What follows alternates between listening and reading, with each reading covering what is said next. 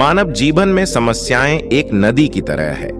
जैसे नदी में बहता हुआ पानी हमेशा बदलती रहती है, लेकिन कभी खत्म नहीं होती। ठीक उसी तरह हम इंसानों की जीवन में समस्याएं आते रहते हैं, कभी ज्यादा तो कभी कम। अब सवाल ये है कि आखिर इन स्थितियों में इंसान को क्या करना चाहिए ताकि समस्याओं का समाधान जल्द से जल्द हो जाए और मन को शांत किया जाए। महात्मा बुद्ध के विचार और उपदेश हम सभी को जीवन जीने का सही मार्ग दर्शाते आया है। जो व्यक्ति अपनी जीवन में बुद्ध के विचारों को अनुसरण करता है, उसे सच्ची जीवन और सफलता का मार्ग मिल जाता है। इसी कारण महात्मा बुद्ध के विचारों को सुखी जीवन का सूत्र कहा जाता है। महात्मा गौतम बुद्ध के विचारों से प्रेरित एक कहानी के माध्यम से आज हम ये समझेंगे कि मनुष्य की हर समस्या का आसान समाधान क्या है।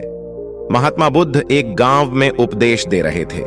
गांव के सभी लोग बुद्ध से अपनी अपनी परेशानी बताते हुए सलाह मांगते थे। उसी भीड़ में एक लड़का भी खड़ा था जो महात्मा बुद्ध को अपनी परेशानी का हल मांगने आया था।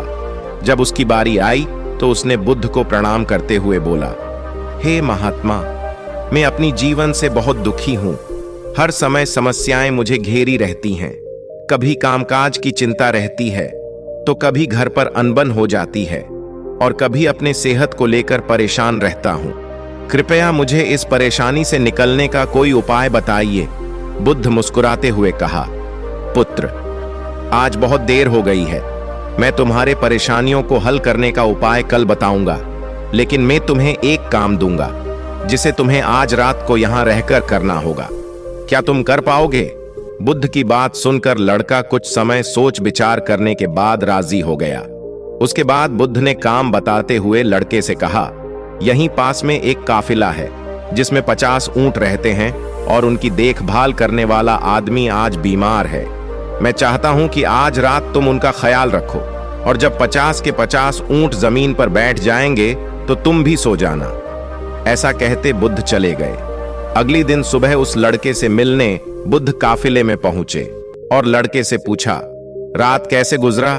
नींद अच्छी आई या नहीं? लड़के ने दुखी होते हुए जवाब दिया, है महात्मा, रात भर मैं तो एक पल भी नहीं सो पाया। मैंने बहुत कोशिश की, पर मैं सभी ऊंटों को पहले बैठा दूं, उसके बाद सो जाऊंगा, लेकिन ऐसा हो नहीं पाया। कोई न कोई ऊंट खड़ा हो ही जाता था। फिर बुद्ध मुस्कुराते हुए कहा, मैं जानता था यही होगा, क्योंकि आज तक कभी ऐसा नहीं हुआ है कि ये सारे ऊंट एक साथ बैठ जाएं। बुद्ध के ये बात सुनकर लड़के ने अचरज से कहा, है महात्मा, अगर ये आपको पहले से पता था तो आपने मुझे ऐसा क्यों कहा कि सभी ऊंट सो जाने के बाद ही मुझे सोना है? बुद्ध बोले, कल रात तुमने अनुभव किया होगा कि चाहे कितनी भी कोशिश कर लो, ये सारे ऊंट एक साथ नहीं बैठ सकते। तुम एक को बैठाओगे तो कहीं और दूसरा खड़ा हो जाएगा। ठीक इसी तरह अगर तुम जीवन की एक समस्या का समाधान करने लगोगे तो किसी कारणवश दूसरी खड़ी हो जाएगी। जब तक जीवन है तब तक समस्याएं तो बनी रहती हैं, कभी कम तो कभी ज्यादा। बुद्ध के मुंह से ये बातें सुनकर लड़के ने पूछा, महात्मा, तो फिर हमें इन स्थितियों में क्या करना चाहिए ताकि मन को शांति मिले और हम चिंता से मुक्त हो सके? बुद्ध ने कहा, इन समस्याओं को समय पर छोड़ दो और जीवन का आनंद लेना सीखो। कल रात जैसे तुमने प्रयास करते हुए एक ऊंट को बैठाते थे तो वहीं दूसरा ऊंट खड़ा हो जाता था। ठीक उसी तरह जीवन की समस्याएं भी स्थिर नहीं होते।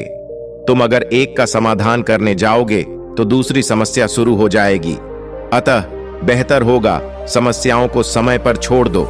कल रात तुमने ध्यान दिया होगा, कुछ ऊंट तुम्हारे प्रयास करने से बैठे होंगे, लेकिन कुछ ऊंट ऐसे भी होंगे जो रात ज्यादा होने के कारण खुद ही बैठ गए होंगे। इसी तरह समस्याएं भी उचित समय आने पर अपने आप ही खत्म हो जाती हैं। और जैसा कि मैंने पहले कहा, जीवन है तो कुछ समस्याएं रहेंगे ही रहेंगे, पर इसका यह मतलब नहीं कि तुम दिन रात उन्हीं के बारे में सोचते रहो। ऐसा होता तो ऊंटों की देखभाल करने वाला कभी सो नहीं पाता। समस्याओं को एक तरफ रखो और जीवन का आनंद लो। जब उनका समय आएगा वो खुद ही हल हो जाएंगे। भगवान के दिए हुए आशीर्वाद के लिए उन्हें धन्यवाद करना सीखो। पीड़ाएं खुद ही कम हो जाएंगे। धन्यवाद।